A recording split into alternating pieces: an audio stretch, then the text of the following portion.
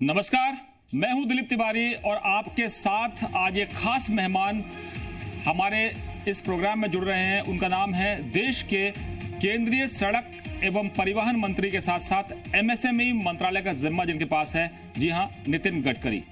वो ऐसे राजनेता हैं जो दिल से बात करते हैं।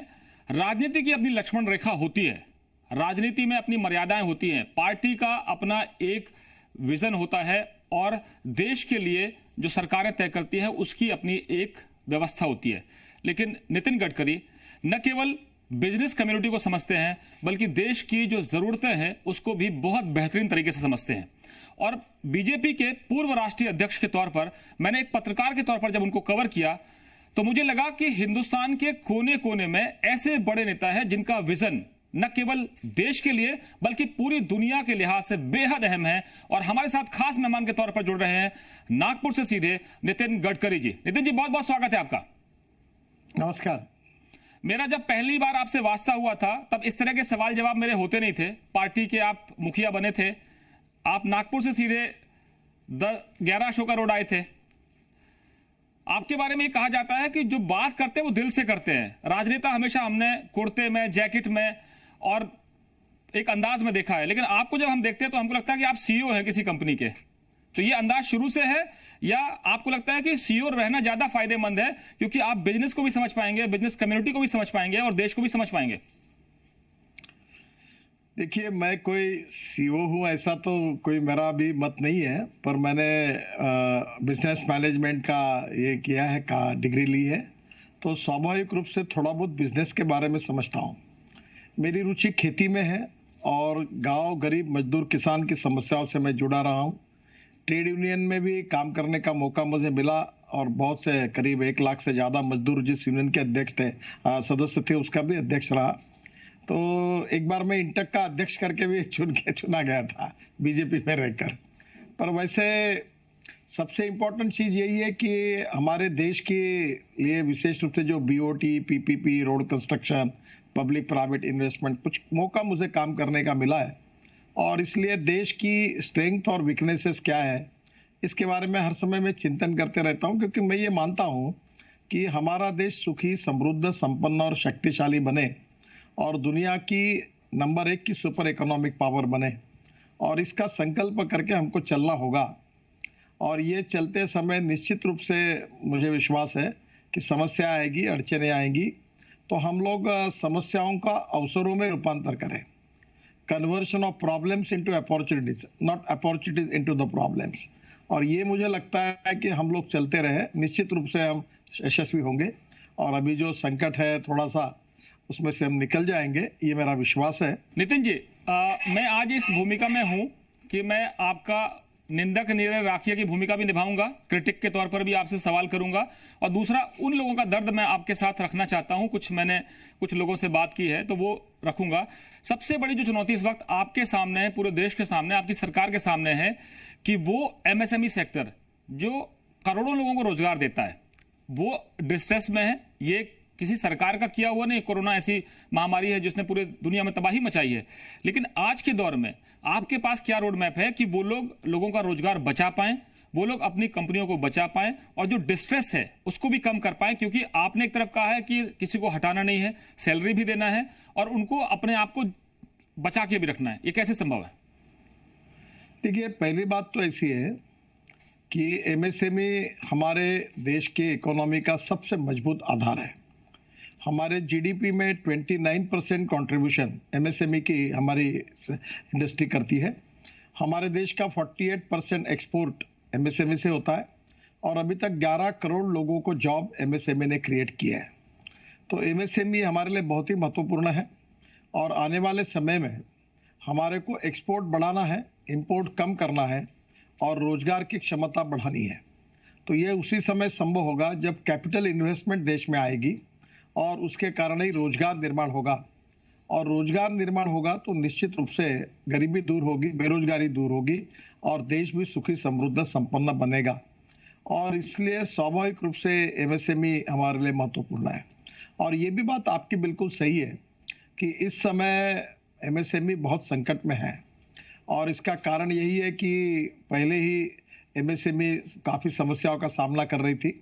विशेष रूप से एमएसएमई इंडस्ट्री जो गवर्नमेंट सेक्टर में है, सेंट्रल गवर्नमेंट, स्टेट गवर्नमेंट और गवर्नमेंट अंडरटेकिंग और मेजर इंडस्ट्री को जो छोटे छोटे लोग जो माल सप्लाई करते हैं, उनका समय पर पेमेंट नहीं मिलता, अटक के रहता है। उनके लिए वो तो ऑक्सीजन जैसा है और ये अमाउंट बहुत बड़ी है। और इसलिए अभी मेरे 15-20 दिन से मैं जो इंटरेक्शन कर रहा हूँ अलग अलग बिजनेस ऑर्गेनाइजेशन के साथ, इंडस्ट्रियल एसोसिएशन के साथ, तो पहले मैंने सभी बड़े उद्योगपतियों को ये रिक्वेस्ट की कि आप पहला काम अगर कुछ करिए तो जो छोटे लोग हैं उनके पैसे तुरंत दीजिए। दुर्भाग्यवश राज्य सरकार, भारत सरकार और उनके अंडरटेकिंग में भी बहुत बड़े पैसे फंसे हुए हैं। अगर ये पैसे उनको मिल जाएंगे तो मार्केट में लिक्विडिटी आएगी। विशेष रूप से जो एमएसएमई है उनके लिए 20% वर्किंग कैपिटल बढ़ाने की बात भी की है और इसके साथ साथ जो हाउसिंग लोन है, बिल्डिंग लोन है, इंडस्ट्री का लोन है जिसको हम टर्म लोन कहते हैं, इनको सबको 3 महीने के लिए डिफर पेमेंट भी कराया है। और नितिन जी, एक जो बड़ा अहम सवाल आता है कि अगर मैं एक फैक्ट्री को चलाता हूं तो मेरे लिए मुझे अपने जो लेबर है, जो ऑफिशियल्स हैं, जो सिस्टम है, उसको भी दुरुस्त रखना है, उसको बचा के रखना है।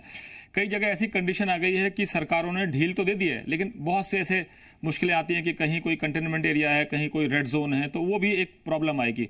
उनकी चुनौती यह है कि उनके पास जो लोन चल रहा है उस लोन को भी उनको पे करना है, रीपे करना है। उनके आगे का जो माल सप्लाई थी वो पूरी ठप पड़ी हुई है। ये पूरी दुनिया का एक सिनेरियो है, लेकिन दुनिया के कई मुल्कों ने, खासतौर पर मैं अमेरिका या यूरोप की बात करूं, हम उनसे तुलना नहीं करेंगे, लेकिन एक सिस्टम बनाया कि अगर आपके यहाँ एम्प्लॉयज हैं, आपके यहाँ लोग काम करते हैं, उनके पीएफ के अकाउंट हैं, ईपीएफ के अकाउंट हैं या बाकी सिस्टम होता है, तो उनको सीधे सैलरी के तौर पर सपोर्ट सरकारों से मिल गया। मैं जानना चाहता हूं कि कारोबारियों ने आपसे ये कहा, गुहार लगाई कि साहब हम तो मुश्किल में है, हमने 1 महीने की सैलरी दे दी, दूसरे महीने की सैलरी देने की स्थिति में है नहीं, लेबर सारी जा चुकी है, लोग अपने अपने घरों को भाग रहे हैं, ये फैक्ट्रियां रीओपन कैसे होंगी, हम कैसे खड़े होंगे, हमारे तो दोनों पैर बंद गए। देखिए, पहली बात तो ऐसी है कि जापान ने इस कोरोना संकट का सामना करने के लिए अपने जीडीपी की 12% अमाउंट कम से कम उसके लिए प्रोविजन की है, जहां तक अमेरिका ने $2 ट्रिलियन की प्रोविजन की है। पर एक बात दिलीप जी याद रखिए कि जापान की इकोनॉमी और अमेरिकन इकोनॉमी, इसमें बहुत हमारी इकोनॉमी, इसमें बहुत अंतर है। हमें यही करना है कि सबको साथ लेकर आगे चलना है, कोई फिसल न जाए, सबको संभाल कर, जैसे अटल जी ने कहा था कि कदम से कदम मिलाकर चलना होगा। हम सब स्टेक होल्डर कदम से कदम मिलाकर चलेंगे, किसी को गिरने नहीं देंगे, किसी को फिसलने नहीं देंगे और सब एक दूसरे को संभाल कर आगे निकल जाएंगे इस संकट से। यही हमारा प्रयास है और इसलिए जो भी प्रॉब्लम्स आपने सामने रखे हैं उन सब प्रॉब्लम को हम एड्रेस भी कर रहे हैं, हम लोगों से बातचीत भी कर रहे हैं। नितिन जी, अक्सर आपके बारे में कहा जाता है कि आप टास्क मास्टर हैं, बहुत टफ हैं टास्क के मामले में, कि आप डेडलाइन फिक्स करते हैं और कहते हैं काम पूरा करो, और जो घटिया काम करता है कई बार आपके हवाले से सीधा नहीं आता, आप कहते हैं कि जो गड़बड़ काम करेगा, जो भ्रष्टाचार करेगा, वो बुलडोजर के नीचे आ सकता है। अब मैं इस पर नहीं कहूंगा कि आपको, मैं चाहता हूं कि कोरोना के संकट में लाल फीताशाही, अफसरशाही, नौकरशाही, एक 3 दिन का काम होता है, उसको सालों लग जाते हैं। तो उद्योगपति पैसा डालना चाहता है, लोगों को रोजगार देना चाहता है, उसको इतना घुमाते हैं।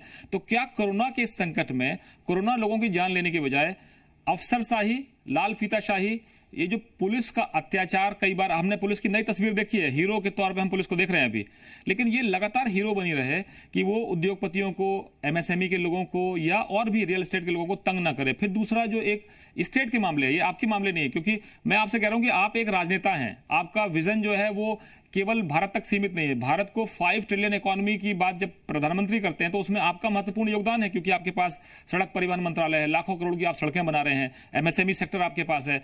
मैं आपसे जानना चाहता हूं कि कोरोना क्या इस रेड टेपिज्म को खा जाएगा, उसको खाना नहीं चाहिए क्या? इस वक्त सबसे बड़ी चुनौती यह है कि आपकी मंशा अच्छी है, आपके प्रधानमंत्री की मंशा बहुत अच्छी है, आपकी राज्य सरकार है, जहां जहां देखो वहां भगवा झंडा लहरा रहा है। आप तो कहते हैं कि अटक से कटक तक, कश्मीर से कन्याकुमारी तक हर जगह आप ही हैं, लेकिन ये रेड टेपिज्म कब खत्म कर पाएंगे गडकरी जी? देखो, पहली बात तो है कि कोरोना का संकट जो है, जो वायरस है, ये नेचुरल वायरस नहीं है, आर्टिफिशियल वायरस है। ये लेबोरेटरी में पैदा हुआ है और इसलिए स्वाभाविक रूप से इसके बारे में किसी को एक्सपेक्टेशन नहीं था। और ये जिस प्रकार से आया, अमेरिका में कितनी बर्बादी हुई, जर्मनी में कितनी हुई, फ्रांस में कितनी हुई, इटली में कितनी हुई, यूके में कितनी हुई, उस तुलना में भारत बहुत बचा हुआ है।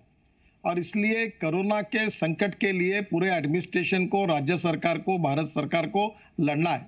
मैं आपको एक उदाहरण बताता हूं कि हमारे गोवा और अरुणाचल, ये दोनों राज्यों में कोरोना के जो ये है पेशेंट है अभी लगभग 0 है। और केरल में पहले बढ़ रहे थे, पर केरल ने इसमें अपने प्रयासों से जीत हासिल की और अब केरल का ट्रैक रिकॉर्ड बहुत अच्छा हुआ।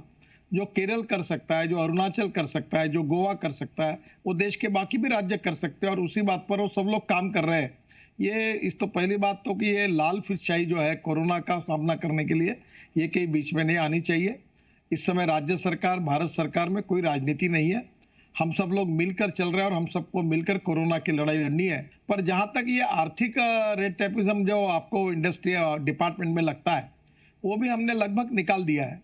अभी हमने सब बातों के लिए ई गवर्नेंस की व्यवस्था की है। हमने तो 60 मिनट में लोन मंजूर करने की बात की और अभी मैंने एक साइट पे देखा कि चाइना में केवल 3 मिनट में लोन सैंक्शन होते हैं। तो वो केवल उसके टैक्स का रिकॉर्ड, इनकम टैक्स का रिकॉर्ड, उसका प्रोजेक्ट फोटोग्राफ जो जानकारी है वो देते हैं और तुरंत लोन मंजूर होता है। और इसलिए निश्चित रूप से अभी आपके ही टीवी पर मैं देख रहा हूँ कि अपना मध्य प्रदेश की सरकार, गुजरात की सरकार और उत्तर प्रदेश सरकार ने अपने श्रम कानून में बदल करके, हाँ, फॉरेन इन्वेस्टमेंट आए इसके लिए वो कोशिश कर रहे हैं। हम लोग एक एग्रो एमएसएमई करके नए कंसेप्ट ला रहे हैं कि गांव में इंडस्ट्री खड़ी होगी, उसके लिए ज्यादा कंसेशन मिलेंगे। और इसके साथ जैसे एग्रो एमएसएमई है, अभी देखो ये फिशिंग का इकोनॉमी है, ब्लू इकोनॉमी, ये 5 लाख करोड़ की बन सकती है। अभी हमारे जो बोट है, फिशरमैन है, वो केवल 5 नॉटिकल माइल तक जाते हैं। अभी हम 100 नॉटिकल माइल जाने वाले स्पेशल हमने ये तैयार किए हैं ट्रॉलर, कि जो हम लोग फिशरमैन को देने वाले एमएसएमई के अंदर, ताकि वो 100 नॉटिकल माइल जाएंगे तो फिशिंग का उत्पादन 5 गुना बढ़ेगा। तो धीरे धीरे हमें एग्रीकल्चर, रूरल, ट्राइबल, यहाँ भी ध्यान देकर वहाँ इंडस्ट्री जानी पड़ेगी और वहाँ रोजगार खड़ा करना पड़ेगा। और अगर वो खड़ा हुआ वहाँ रोजगार, तो वो लोग काहे के लिए मुंबई में आएंगे, काहे के लिए चेन्नई, बेंगलोर जाएंगे, काहे के लिए दिल्ली आएंगे। तो ये थोड़ा सा उद्योगों का विकेंद्रीकरण कैसे करना, इसका भी हमने थोड़ा सा अध्ययन किया है। हम ये कोशिश करेंगे कि ये कैसे पहुंचे। दूसरा, हैंडलूम, हैंडीक्राफ्ट, खादी ग्रामोद्योग, आपने पता होगा कि हमारा टर्नओवर विलेज इंडस्ट्री का इस साल 87,000 करोड़ है और अब हम उनको 2 साल में 5 लाख करोड़ करना चाहते हैं। हमारे गाँव में जैसे इथेनॉल की इंडस्ट्री है, मैं चाहता हूँ कि 500 डिस्टिलरी खोले। नितिन जी, आपके पास सबसे अहम जो मंत्रालय है वो है सड़क परिवहन मंत्रालय। आपके पास दिल्ली मुंबई हाईवे का ड्रीम प्रोजेक्ट है, आपके पास 22 ग्रीन जो हाईवेज हैं, ग्रीन कॉरिडोर जो आप बना रहे हैं। मैं आपसे जानना चाहता हूं कि जब आप काम करते हैं, जो आपका अंदाज है और जो बिजनेसमैन जो चाहता है कि भाई साहब ये लाल फीताशाही खत्म कर दीजिए, क्योंकि बहुत से प्रदेशों में आपकी सरकारें हैं, वहां पर भी वो संकट से जूझते हैं। ऐसा नहीं मैं कह रहा हूं कि ये बीजेपी की सरकारें इसलिए लाल फीताशाही, मैं कह रहा हूं कि जो बिजनेसमैन के सामने सबसे बड़ी चुनौती है, एक तो लाल फीताशाही से परेशान रहता है, दूसरा वहां पर जो उनसे खाने वाले, लूटने खसोटने वाले, चाहे वो कोई हो, वो चाहे वो अपराधियों की एक पूरी गैंग हो या अंडरवर्ल्ड, अब तो वो खत्म हुआ है, लेकिन कुछ लोग स्थानीय स्तर पर उसको परेशान करते हैं। तीसरा, वो परेशान रहता है अपने आपस की लड़ाई झगड़े से परेशान रहता है कि इतनी मुकदमेबाजी हो जाएगी कि वो प्रोजेक्ट ही आगे नहीं बढ़ेगा। देखिए, पहली बात तो ऐसी है कि लाल फीताशाही तो मोदी जी आने के बाद काफी बड़े प्रमाण पर गई है। अभी जैसे मैं आपको बताता हूँ कि मैं 17 लाख करोड़ के काम अवार्ड कर चुका हूँ पिछले 5 साल में। मैं, हमारा बजट शिपिंग में 800 करोड़ का था और हमने सागरमाला करके प्रोजेक्ट लिया था, वो 6.5 लाख करोड़ का था। और मुझे बताते हुए खुशी हो रही है कि आज वो जो प्रोजेक्ट है वो कम से कम हमने 6.5 लाख करोड़ के काम किए और केवल 800 करोड़ का बजट था। पोर्ट के जो प्रॉफिट्स है वो 7,000 करोड़ हुए और निश्चित रूप से इतना बहुत बड़ा बदल हो गया। तो मुझे क्या लगता है, लाल फीताशाही को बदलने में मोदी जी की सरकार ने बहुत बड़ा इनिशिएटिव लिया है। रेड टेपिज्म को हम निकाल देंगे, ई गवर्नेंस को लाएंगे और जो इंस्पेक्टर राज है उसको पूरी तरह खत्म कर देंगे। और निश्चित रूप से भ्रष्टाचार, जो सबसे बड़ा हमारी जड़ है, जो हमारी समस्या है, इसको उखाड़ कर फेंकेंगे। पूरी ट्रांसपेरेंसी के साथ, time bound, result oriented, corruption free, ऐसी सरकार, यही हमारी सबसे बड़ी विशेषता है। और यही हम इसके लिए निश्चित रूप से आपकी बात से मैं सहमत हूं कि ये लाल पिचाई को हम उखाड़ कर फेंकेंगे। नितिन जी, एक बात और आती है कि उद्योगपति की चिंता ये होती है कि हमने उद्योग लगा दिया, हमने पूरी व्यवस्थाएं कर दी, सब कुछ नियम कानून के तहत कर दिया, खुदा ना खास्ता कोई हादसा होता है तो सीधे तमाम ऐसे नियम थे कि सीधे मुकदमा जो है उस व्यक्ति पर होगा जिसने इन्वेस्टमेंट किया है, जिसने इतने लोगों को रोजगार दिया। तो उसकी चिंता यह है कि हमने पूरा ढांचा खड़ा किया, हमने नीचे का सिस्टम, मजदूरों से लेकर अफसरों तक का पूरा एक सिस्टम खड़ा किया, जगह जगह की अलग अलग परिस्थितियों के हिसाब से, लेकिन हमको विलेन बना दिया जाता है और ऐसा लगता है कि जैसे सारी समस्या की जड़ हम ही है। जब देश में मुख्यमंत्रियों के नेतृत्व में राज्य सरकारें चलती है, प्रधानमंत्री के नेतृत्व में देश चलता है, या अलग अलग जिम्मेदारियां होती हैं, तो उसमें जो जिम्मेदार होते हैं उनकी जिम्मेदारी तय होनी चाहिए कि अगर आपने समय पर फायर एनओसी देने के बाद समय पर चेक नहीं किया कि गड़बड़ी तो नहीं हुई, समय पर आपने और व्यवस्थाएं चेक नहीं की, तो जो अफसर हैं वो बच जाते हैं, लेकिन जिसने उद्योग लगाया, जिसने इन्वेस्टमेंट किया, वो कल्प्रिट बन जाता है और फिर वो भागते फिरता है कि साहब गलती हो गई, अब इस धंधे में आने की जरूरत नहीं थी, वैसे ही अच्छे थे बिना धंधे के। देखिए, एक तो पहली बात तो यह है कि हमारे देश में जो उद्योग लगाता है वो केवल वेल्थ क्रिएटर नहीं है, एम्प्लॉयमेंट क्रिएटर है। और जब तक हमारे देश में कैपिटल इन्वेस्टमेंट नहीं आएगी, नए नए एंटरप्रेन्योरशिप जो है ये बहुत इंपॉर्टेंट है। मैं बहुत बार कहता हूँ कि innovation, entrepreneurship, science, technology, research, skill and experiences, we name it as a knowledge, and conversion of knowledge into wealth हमारा भविष्य है, conversion of waste into wealth हमारा भविष्य है। और ऐसे समय जिनमें एंटरप्रेन्योरशिप है, ऐसे लोग जो ये काम करते हैं उनको तकलीफ नहीं होनी चाहिए। हाँ, उन्होंने कुछ गलती की, कानून का भंग किया तो कार्रवाई हो सकती है, पर केवल उनके जिम्मेदार पकड़ के विलन नहीं बनाना चाहिए। आपकी बात बिल्कुल सही है, ये केवल वेल्थ क्रिएटर नहीं है, तो ये एम्प्लॉयमेंट क्रिएटर है, रोजगार देने वाले हैं। वैसे मैं आपको बताता हूँ कि हमारे यहाँ नागपुर में एक मियान करके बड़ा प्रोजेक्ट है जिसमें काफ़ी फैक्ट्रीज आई है, तो वो नया इंटरनेशनल एयरपोर्ट बन रहा है, तो 50,000 लोगों को रोजगार देने का मैंने संकल्प किया था, तो 5 साल में पिछले करीब 30,000 लड़कों को वहाँ काम मिला है। और अभी मैं कोशिश करते रहता हूँ, तो मैंने कहा था एक बात कि कोई 500 करोड़ अगर हमारे यहाँ म्यान में इन्वेस्ट करेगा तो मैं उसके पैर छूने के लिए तैयार हूँ। ये इसलिए कहा था कि मेरे यहाँ के कम से कम 5,000 लोगों को उसमें रोजगार मिलेगा, कोई नया उद्योग आएगा तो। मैं हर बार कोशिश करता हूँ कि मेरे कॉन्स्टिट्यूंसी के सब लड़कों को रोजगार कैसे मिले, अपने जीवन को वो कानूनी मार्ग से कैसे जी सकते हैं। तो मुझे लगता है ये बहुत आवश्यक है, और इसलिए ये वेल्थ क्रिएटर नहीं है, ये एम्प्लॉयमेंट क्रिएटर है। जो हमारी रियल एस्टेट कारोबारियों की जो संस्था है उसका क्या चिंता है इस वक्त रियल एस्टेट को? लेकिन सीधे आपका डिपार्टमेंट भले ना आए, लेकिन आपकी सरकार है, आप सरकार में प्रमुख मंत्री हैं, इसके करीब देश भर में 20,000 मेंबर्स हैं, और उनका क्या एक आपसे एक निवेदन है, जरा आप सुन लीजिए पहले, फिर मैं आपसे सवाल करता हूं। नमस्कार नितिन जी। नितिन जी, इस दौर से निकलने के लिए सारे व्यापार को, बिजनेसेस को, इंडस्ट्री को लिक्विडिटी की जरूरत है। अगर सरकार आरबीआई के साथ मिलके ऐसी इंस्ट्रक्शंस बैंकर्स को दे और ऐसा कंफर्ट दे कि वो सब बिजनेसेस को जितनी भी उनकी सैंक्शन लिमिट्स हैं उसमें 10 से लेकर 20% तक और एडवांसेस दे दिए जाएं, क्या कहेंगे नितिन जी? नहीं, इनका कहना सही है। इस समय रियल एस्टेट के लिए ही नहीं, के लिए आरबीआई से हमको क्या जो वर्किंग कैपिटल लिमिट है वो 20% तक बढ़ानी पड़ेगी। इस प्रकार जी लिक्विडिटी का प्रॉब्लम है, और सबसे इंपॉर्टेंट चीज जो उन्होंने कही है कि मार्केट में लिक्विडिटी आनी चाहिए, और लिक्विडिटी आने के लिए इंफ्रास्ट्रक्चर के काम को हमको गति देनी होगी। अब जैसे रोड कंस्ट्रक्शन में हमने पिछले 5 साल मेरे मंत्री पद के कार्यकाल में हमने करीब 17 लाख करोड़ के वर्क अवार्ड किए, पोर्ट, शिपिंग, वाटर रिसोर्सेस और रोड में। और अभी हमने तय किया है कि हमारा इसमें रोड में 2 साल में 15 लाख करोड़ के रोड के हम काम अवार्ड करेंगे, ताकि मार्केट में लिक्विडिटी आए। गडकरी जी, आपको लोग पुलकरी के नाम पर भी जानते हैं, इतने पुल बना दिए थे आपने महाराष्ट्र में, और इतने सारे नागपुर को एकदम शक्ल बदल दिया आपने, मेट्रो और पता नहीं क्या क्या। मैं जरा एसोचैम से जुड़े हुए कुछ और नुमाइंदे हैं, उनकी बात सुना देता हूं कि जो एसोचैम से जुड़े हुए लोग हैं, इन्वेस्टमेंट और कैपिटल मार्केट के चेयरमैन हैं एस के जिंदल साहब, वो आपसे कुछ बात रखना चाहते हैं, रियायत मांग कर रहे हैं, जरा उनको सुन लेते हैं, फिर आपका एक रिएक्शन लेता हूं। माननीय गडकरी जी, नमस्कार। मेरा नाम एस के जिंदल है और मैं एसोचैम को रिप्रेजेंट करता हूं। चाइना एक्सपोर्ट में इसलिए सफल है क्योंकि वहाँ की सरकार एक्सपोर्ट को फेवर करती है, सपोर्ट करती है और सब्सिडाइज करती है। 31 मार्च 20 तक जो इंटरेस्ट इक्वलाइजेशन स्कीम हमारे एमएसएमई सेक्टर को अवेलेबल थी, अनिश्चित काल के लिए बंद हो गई।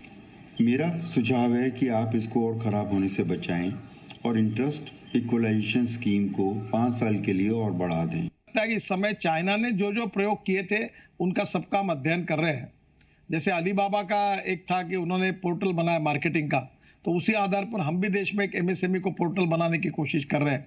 और इसलिए आने वाले समय में इस संकट का रूपांतर, इस आर्थिक लड़ाई का रूपांतर आपत्ति का हम इष्टापत्ति में करके हिंदुस्तान को सुपर इकोनॉमिक पावर बनाएंगे। और हमने इस परिस्थिति का एडवांटेज लेना चाहिए, एक्सपोर्ट को बढ़ाना चाहिए, इंपोर्ट को कम करना चाहिए। और स्वाभाविक रूप से हमारी जो एमएसएमई है उन्होंने अपनी टेक्नोलॉजी को अपग्रेड करना चाहिए और फॉरेन इन्वेस्टमेंट अपने यहाँ लाने की पूरी कोशिश करनी चाहिए। हम भी इसके लिए काम पे लगे, राज्य सरकार भी लगी है। मैंने ज्वाइंट सेक्रेटरी इसके लिए जिम्मेदारी दी है। सभी देश के एम्बेसडर से भी हम बातचीत कर रहे हैं और ये बिल्कुल सही है। जो बात अभी जिंदल साहब ने कही है कि ये जो स्कीम के बारे में, तो मुझे भी लग रहा था कि ये स्कीम शुरू है, पर मुझे इसकी अभी जानकारी नहीं है। पर ये इनकी बात पर मैं तुरंत ध्यान दूंगा और इसको एक्सटेंशन देने के अगर दे सकता हूं तो पूरे देने का काम करूंगा। और मैं उनको ये कहूंगा कि जैसे भी ये लॉकडाउन बंद होता है और मैं दिल्ली में आता हूं तो मुझे मिलने के लिए आइए, जरूर मैं इसका समाधान ढूंढकर आपको मदद करूंगा, ऐसा विश्वास देता हूं। मैं आपसे पूछना चाहता हूं कि यूपी की सरकार ने, एमपी की सरकार ने और कई सरकारों ने अपने अपने लेवल पर एफर्ट्स किए हैं, चाहे वो गुजरात की सरकार भी हो। क्या नेशनल लेवल पर ये बताते हुए ना बताते हुए डिप्लोमेसी को आप बेहतर समझते हैं, इंटरनेशनल पॉलिटिक्स को आप बेहतर समझते हैं, इंटरनेशनल जो पूरा एक एटमॉस्फेयर इस वक्त चाइना के खिलाफ है उसको आप बेहतर समझते हैं, क्योंकि आप वर्ल्ड वाइड, आप बहुत वाइडली ट्रेवल्ड पॉलिटिशियन भी हैं। तो अगर मैं बात करूं कि एक काउंटर स्ट्रेटेजी बनानी पड़ेगी आपको कि दुनिया इस वक्त हमारी तरफ देख रही है, चाहे वो मेडिसिन का मामला हो, चाहे वो और भी सप्लाई का मामला हो, मेडिकल से जुड़ा हुआ हो, दुनिया इसलिए भी देख रही है कि हम इतने मुश्किलों में रहने के बावजूद मजबूत रहते हैं। हम अमेरिका की तरह नहीं है, हम इटली की तरह नहीं है, हम बाकी यूरोपियन कंट्रीज की तरह नहीं कि हम घुटने टेक दें, क्योंकि हम लड़ने में माहिर माने जाते हैं और कम चीज़ों में गुजारा कर लेते हैं। और वसुधैव कुटुंबकम हमारी पॉलिसी है। मैं आपसे जानना चाहता हूं एक मंत्री के तौर पर कि फ्यूचर में क्या ऐसा कोई रोड मैप होगा कि सारी सड़कें चाइना की बजाय हिंदुस्तान की तरफ आ जाए? हमारी ये सबसे बड़ी प्रायोरिटी है कि जितने ज्यादा से ज्यादा उद्योग चाइना से निकलेंगे वो हिंदुस्तान में कैसे आएंगे। और ये हमारे यहाँ आकर, हमारा जैसा चाइना आज एक सुपर इकोनॉमिक पावर बनने के लगभग बन चुका है, वैसे स्थिति में चाइना को रिप्लेस करके हम एक सुपर इकोनॉमिक पावर बनने का कैसे बनेंगे, इसका उपयोग इस आपत्ति का इष्टापत्ति में रूपांतरित करके हमको करना होगा। और हम जरूर पूरी ताकत के साथ लगे। इतना ही मैं कहना चाहता हूं, ज्यादा बात करना उचित नहीं होगा, पर ये इसके पीछे हम सब लोग लगे हैं, ये आप विश्वास रखें। एसोचैम के पूर्व चेयरमैन अनिल अग्रवाल भी आपसे कुछ कहना चाहते हैं, उनको सुन लेते हैं, फिर आपका जवाब लेता हूं। Start working from home, it is necessary that we relax the master plan regulations which permit presently only the chartered accountants and the advocates to work from home. So therefore it is necessary that a notification is issued by the Government of India which permits the MSME units to work from home, and they make small offices in their drawing room or a street floor or a basement. Nitin ji, एक नई demand है, नया idea है कि जब घर में बंद ही है, लॉकडाउन ही है, तो फिर कुछ नया क्यों ना कर लें? ये मुझे लगता है इनका बहुत अच्छा सुझाव है और मैं निश्चित रूप से एमएसएमई में ई गवर्नेंस के साथ कोई भी एमएसएमई अपने घर से काम करे वो, और हम अपने ऑफिस से करें और ईमेल पर जो भी वो भेजे और तुरंत उसका काम हो जाएगा। इस प्रकार का ई गवर्नेंस और घर बैठे बैठे सब काम आईटी का उपयोग करके हो, जो उन्होंने सुझाव दिया बहुत ही अच्छा है। और मैं मानता हूँ, मैं निश्चित अभी दिल्ली जाने वाला हूँ और निश्चित रूप से इस सुझाव पर भी काम करेंगे, ऐसा मैं उनको विश्वास दिलाता हूँ। Nitin ji, National Real Estate Development Council एक और संस्था है जो बिल्डर्स से जुड़ी हुई है, उनकी एसोसिएशन के वाइस प्रेसिडेंट हैं, वाइस चेयरमैन हैं, वो कुछ कहना चाहते हैं, प्रवीण जैन साहब, उनको सुनते हैं, फिर आपका एक जवाब लेता हूं। माननीय गडकरी जी, मेरा नाम प्रवीण जैन है, मैं रियल एस्टेट इंडस्ट्री को रिप्रेजेंट करता हूं। मेरा आपसे कहना यह है कि जो हम परमिशन स्टेट गवर्नमेंट से लेते हैं, 2 दिन के काम के लिए 3 महीने, 6 महीने, 1 साल लगा देते हैं। तो ये हम कैसे इसको ठीक कर पाएंगे? क्या है कि जो मैंने पहले आपको बताया था कि एक 10 करोड़ 5 करोड़ 8 करोड़ के फ्लैट अब कहां से लोग लेंगे, पैसा ही नहीं है। और जो ईएमआई होता है वो उसमें लोग ले नहीं सकते। तो इसीलिए मैंने कहा कि 10 साल का लोन जो हाउसिंग लोन है वो 20 साल का करो, ताकि वो 20 साल में ईएमआई कम आ जाएगा तो लोग खरीद सकेंगे। जो बने हुए फ्लैट है वो सरकार ले सकती है तो ले ले, ताकि कम से कम लिक्विडिटी आ जाएगी, उसमें से बाहर निकल जाएंगे। तो ऐसे बहुत सी बातों की चर्चा हाउसिंग मिनिस्ट्री के साथ मैं जरूर करूंगा, मैं उनसे बात करूंगा, ये उनके अधिकार में विषय है। पर निश्चित रूप से ये जो कह रहे हैं इनकी तकलीफें बहुत सही है। निश्चित रूप से मेरे तरफ से जो भी हो सकेगा, क्योंकि जो 250 उद्योग इनके साथ काम करते हैं वो सब एमएसएमई के हैं और उनको भी जिंदा रखना। कोई टाइल्स बनाता, कोई दरवाजा बनाता, कोई और कुछ बनाता, छोटे छोटे किचन बनाता है। तो ये भी हमारी छोटी छोटी ऐसी 250 इंडस्ट्री है, तो उनको भी निश्चित रूप से जगाने के लिए निश्चित इसके साथ कुछ करना होगा।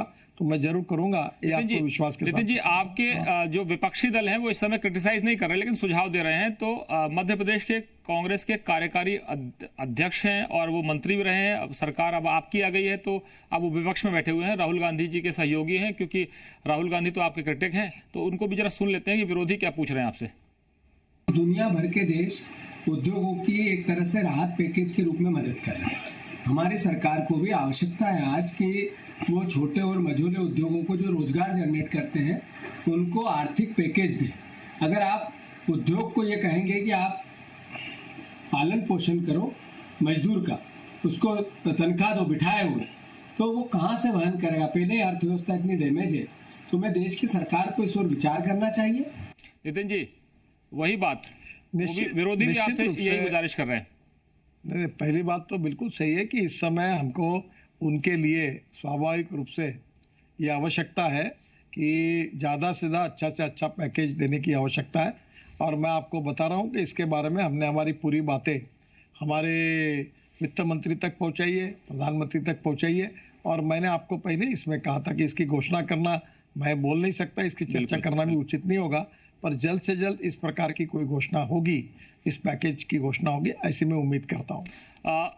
नितिन जी, आखिरी सवाल इस कार्यक्रम को खत्म करने से पहले कि मैं आपके सुझाव आपके वित्त मंत्री जी के पास जो सुझाव और भी लोगों ने गुजारिश की होगी, देश के प्रधानमंत्री के पास जितनी तरह की समस्याएं पहुंच रही हैं, तो देश को इस वक्त सबसे बड़ी चुनौती का सामना करना है और सबको मिलकर लड़ना है, ये आपने कहा। और आप विरोधी भी आपके साथ है इस मामले में कि लड़ना तो है। मैं जानना चाहता हूं कि हम कितनी जल्दी ये देखें कि राहत का पैकेज आएगा, क्योंकि 17 तारीख तक का लॉकडाउन है, उससे पहले आपको कुछ ना कुछ करना होगा। देखिए, मैं आपको इतना ही कहूंगा कि जल्द से जल्द आएगा, क्योंकि इसकी घोषणा वित्त मंत्री और प्रधानमंत्री के लेवल पर ही फाइनल निर्णय होगा। और निश्चित रूप से मैं भी उम्मीद कर रहा हूं कि वो जल्द से जल्द आएगा। इतना ही मैं कह सकता हूँ, इससे ज्यादा तो मैं नहीं कह सकता। बिल्कुल, बहुत शुक्रिया। और हम उम्मीद करते हैं कि आप जैसे मंत्री जो देश की अर्थव्यवस्था को न केवल रफ्तार देंगे बल्कि आधार भी देते हैं। आपके पास एमएसएमई जैसे मंत्रालय हैं, आपके पास सड़क एवं परिवहन जैसे मंत्रालय हैं, जिस पे हमारी अर्थव्यवस्था फर्राटे से दौड़ पाएगी, क्योंकि आने वाला समय बहुत चुनौतीपूर्ण है। तो अगर आपकी सड़कें मजबूत होंगी तो देश मजबूती से चल पाएगा। बहुत शुक्रिया नितिन जी, हमसे बातचीत करने के लिए। नमस्कार। तो आपने सुना, देश के सड़क परिवहन और एमएसएमई मंत्री बेबाकी से अपनी बात रखते हैं, खुलकर अपनी बात रखते हैं और जो उद्योगों की चिंता उसको बहुत ही अच्छे से समझते हैं। ये जरूरी है कि जैसे मंत्री नितिन गडकरी हैं, वो कहते हैं कि जो रोजगार देगा, जो पैसे इन्वेस्ट करेगा, हम उनके पांव पकड़ने के लिए तैयार हैं। लेकिन ये सबको समझना होगा, सभी राजनीतिक दलों को समझना होगा, पूरी ब्यूरोक्रेसी को समझना होगा। और मुझे उम्मीद है कि ये चर्चा सुनकर सब इस बात पर अमल जरूर करेंगे। बहुत शुक्रिया। फिलहाल खबरों में इतना ही। बने रहिए हमारे साथ, नई खबरों के लिए जल्द हाजिर होते हैं।